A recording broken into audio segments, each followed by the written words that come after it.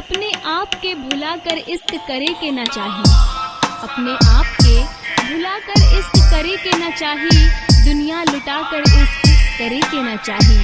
प्यार करके अगर निभा न सकेला, प्यार करके अगर निभा न सकेला, तब प्यार की कहानी लिखे के ना चाही, तब प्यार की कहानी लिखे के ना चाही।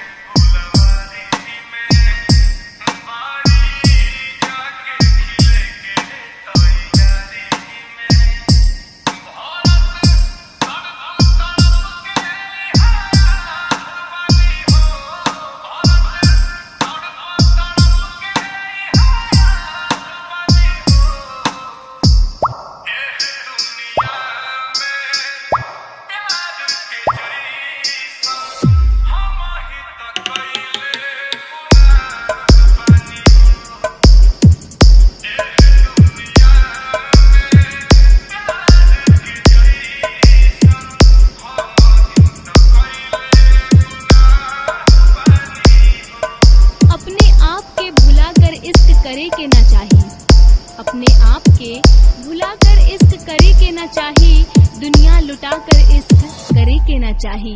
प्यार करके अगर निभा ना सकेला, प्यार करके अगर निभा ना सकेला, तब प्यार की कहानी लिखे के ना चाही, तब प्यार की कहानी लिखे के ना चाही।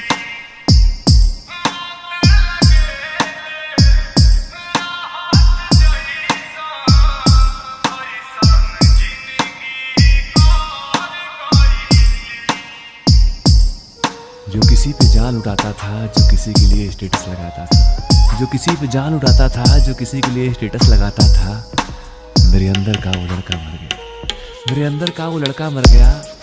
मुझे माफ करो मैडम जी, कि दिल वाली बातों से